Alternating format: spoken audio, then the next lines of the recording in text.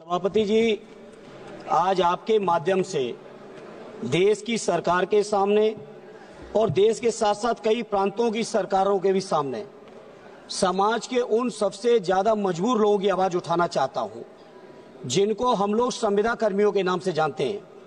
सभापति जी, अभी पिछले दिनों केरल की आवाज उठी आशा बहुओं की, और इसी तरह के हालात पूरे देश के अंदर हैं। अगर हम केवल उत्तर प्रदेश की बात करें सभापति जी, तो आशा बहुएं अकेले 4 लाख इनको केवल रजिस्ट्रेशन के लिए 2,000 रुपए मिलते हैं और 600 रुपए पर केस मिलते हैं। रोजगार सेवक लगभग 40,000 केवल 8850 रुपए। शिक्षा मित्र 1,48,000 इनका मानदेय केवल 10,000।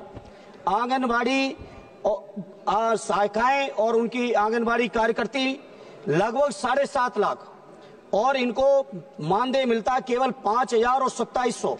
इसी तरह से अनुदेशक लगभग 40,000, मानदेय केवल 8700। इसी तरह से पंचायत सहायक लगभग 40,000, मानदेय केवल 5,000।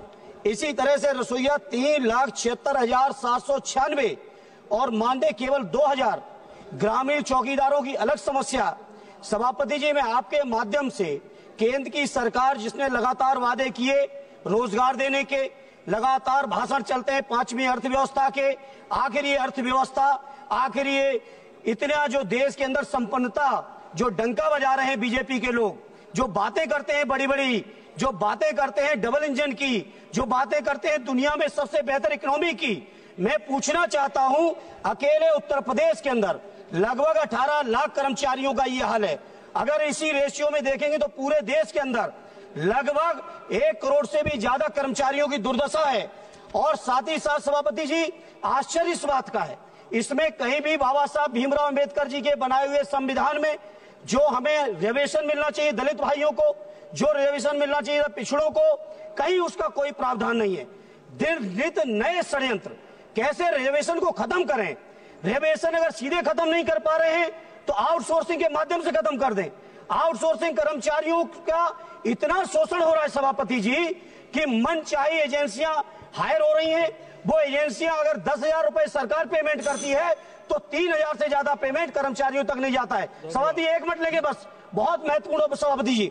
इसलिए आपके माध्यम से मेरी मांग है, इन तमाम संविदा कर्मचारियों को सरकारी कर्मचारियों को दर्जा मिले, इन कर्मचारियों की भर्ती में आरक्षण हो, इन कर्मचारियों की भर्ती के लिए जो सुविधाएं हैं उनके कल्याण की, परिवार की ईपीएफ से लेकर तमाम सुविधाएं, वो सुविधाएं मिलनी चाहिए। सभापति जी, इस बात से आप सोचिए, अकेले उत्तर प्रदेश के अंदर 1500 से ज्यादा शिक्षा मित्रों ने आत्महत्या की है। बैठे रक्षा मंत्री जी।